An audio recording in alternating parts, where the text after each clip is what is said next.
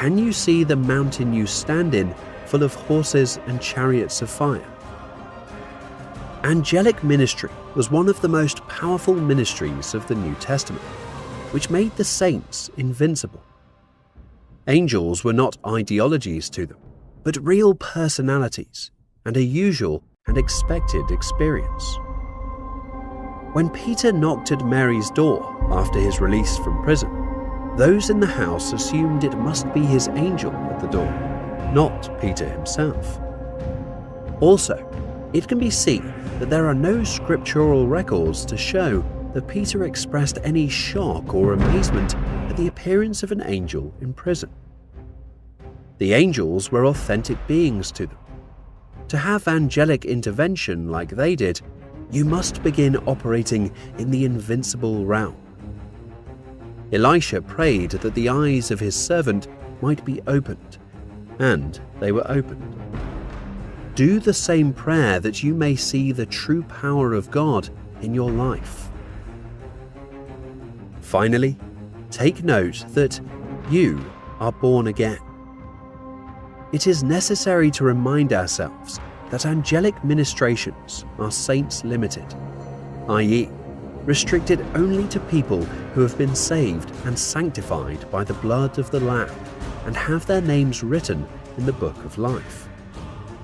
In other words, you have to be born again before you can enjoy the ministry of angels, or get them to work on your behalf or at your request.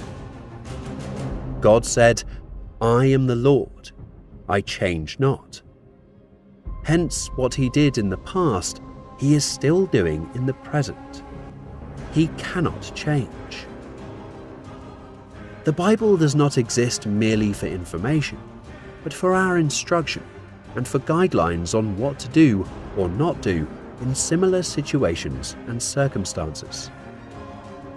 The things that were written aforetime were written for our learning, so we need to look deep into the Word to locate the master keys and principal ways which the early saints employed for the effective release of their angels.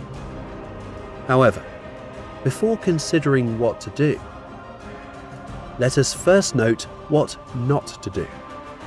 That is, the factors that might obstruct or delay angelic ministrations, even in the lives of the heirs of salvation. The same God that gave us commandments, such as "do not commit adultery," "do not murder," said, "do not worry."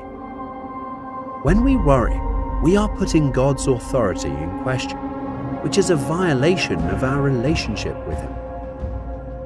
Have you ever experienced anything positive as a result of your worrying about something? Worrying only serves to segregate our thoughts and prevents us from accomplishing the goals we set for ourselves. If you are concerned about a situation, the best thing for you to do is to put your trust in the Lord. The origin of our concerns never even come to pass.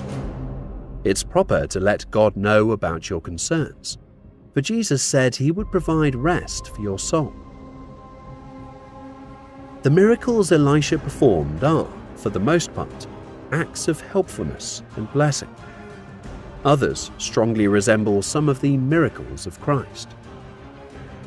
The example of Elisha serves to bring to our attention several significant aspects related to perspective.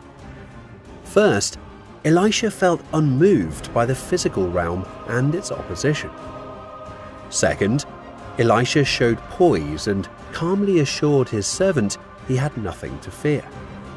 Elisha communicated a vision invisible to others. Lastly, Elisha prayed that his servant would be able to see what he saw. Perspective separates leaders and followers more than any other characteristic. Leaders see before followers do. They see beyond what followers do. And they see bigger than followers do. Elisha's physical army was just as dangerous as the army of spiritual forces that oppose us today. It is easy for us to get the impression that we are outgunned when we focus solely on the vast number of adversaries, rather than taking into account the fact that, just as chariots and horses of fire appeared to the prophet Elisha, there are forces that are willing to fight on our side if we have the faith to ask. Satan desires for us to have a sense of isolation. He intends for us to have the impression that the challenges we face are insurmountable. He wants us to have the impression that we can only rely on the power that we have within ourselves. All these thoughts are deception. In point of fact, the powers of this world are nothing compared to the power that is accessible to us through the Holy Spirit.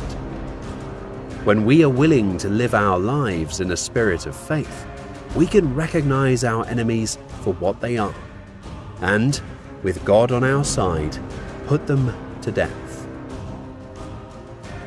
Isaiah 41:10, Amplified Bible. Do not fear anything, for I am with you. Do not be afraid, for I am your God. I will strengthen you. Be assured, I will help you. I will certainly take hold of you with my righteous right hand, a hand of justice, of power, of victory, of salvation. Elisha performs his function here as the man of God, as the prophet of God, in pointing people to the true character of God in every situation. Elisha maintains his composure and self-assurance despite the fact that God's people are being persecuted and that their circumstances are bleak on the surface. This is because he has a vision of faith. Where do I put my faith? Elisha's servant had no faith in anything beyond what he could perceive and comprehend, and as a result, he was immediately disheartened. He understood that they were up against a challenge that was too difficult for man to surmount.